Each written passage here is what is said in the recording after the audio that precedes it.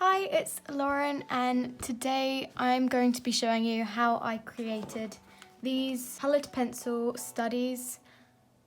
In the last kind of art tutorial I did, I showed you how to create these watercolour and ink shell studies, and I thought that I would show you how I created these shells, but instead using coloured pencils.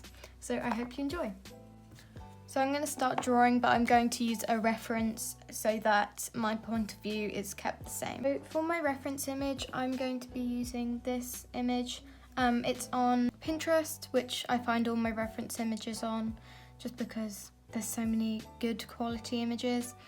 And also, the colours don't really matter because, as you can see, on my page, I've just used completely random colours that kind of go together on the colour wheel. Okay, so I have drawn out the sketch. I mean, it's not perfectly accurate to the photo, but I'm still happy with it. Okay, so now I am going to pick out some colours. So for this, you just need to know a tiny weeny bit of colour theory.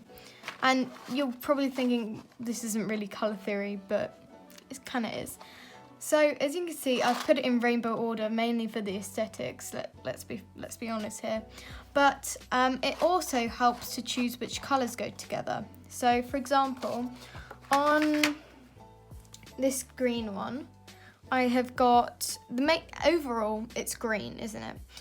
But in the shadows, it goes into more of a blue hue, and in the highlights, it goes into a yellow. And so that's kind of one way to do it. Imagine a colour wheel. I'll put one up on the screen. Say if I go green, then you want to go one colour cooler for the shadows and one colour warmer for the highlights. And I am going to, for this one, I'm going to use the green colour palette like on this one, but you can choose any colour palette you'd like. So I've got this green, and I've also got this green, which is again more on the blue side, this dark green, which is more on the yellow side. I also have my yellow, which is very important for this. And the way I've got such rich hues on this drawing is by layering yellow on top of a lot of the colours, because it just makes it like pop. It goes. So a technique I want to show you before we begin is layering. So on the first layer of your drawing, you're going to basically be doing you're not going to be pressing hard at all. So I'm just going to do a colour swatch here. So that's how much you kind of want to be pressing. There's still going to be a lot of white showing through. And then you could layer on, say you wanted it to be more yellow in a section, then you could layer on the yellow. Again, low pressure. And for example, you want this area to be darker, so you layer on that area with the dark. Then bring your other green, which is the lighter green, to that side, and then you can go over again on both of them with the yellow. But on each layer you do, you can apply a bit more pressure. As you can see, I'm applying more pressure, and so more colours coming off. Just going to apply more pressure up here. So you can see that there is less and less white showing. But now this is what really makes the difference. You press really hard, like super hard with your lightest colour, and you can see that the blend is like a lot. It's really smooth, and that's because you've got rid of all of that white.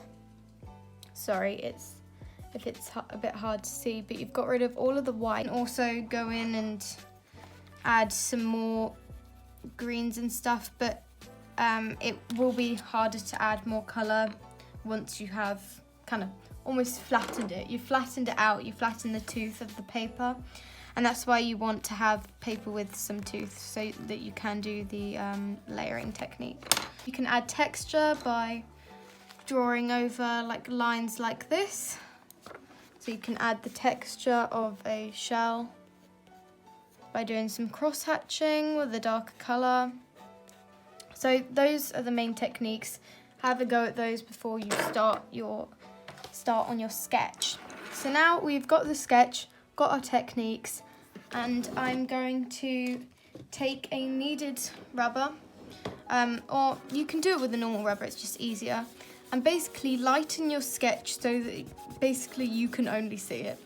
I'm saying basically a lot, I'm sorry about that. So on the camera you can barely see it, and I can just about see it, and that's important so that your colours don't get muddied by any graphite. Okay, so as you can see, I have drawn out a new shell. The other one, it just wasn't inspiring me, and so, you know what, seeing as I'm doing it on a new kind of canvas, I might as well just draw something different. It's boring drawing the same thing. But as you can see, I am going to be rubbing out the sketch. To start by, this has a lot more sections as well, so it should be easier to tackle. I'm going to start by doing this area, and it's a lot easier. The pencil's just going down a lot smoother. So I'm glad I changed paper. So this part is in shadow, so I'm just going to build up the darker colours.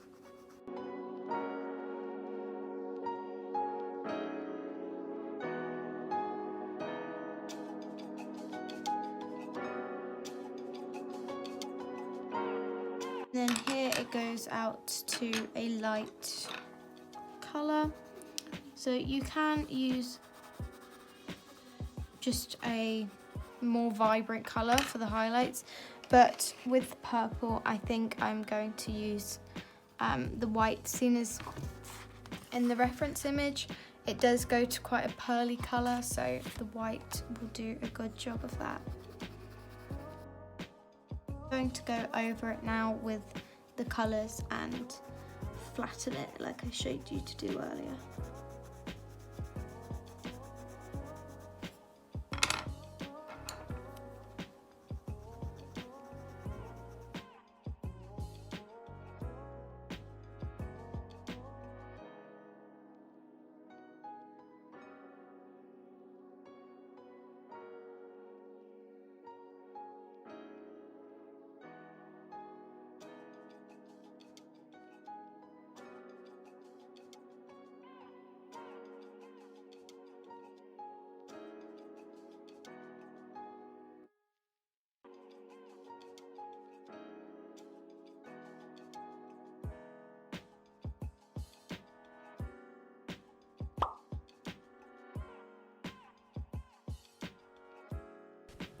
I hope you guys enjoyed this video and learned something along the way. If you do end up trying these seashells, make sure to tag me in a photo on Instagram at Lauren_Hobbs_arts with an S on the end.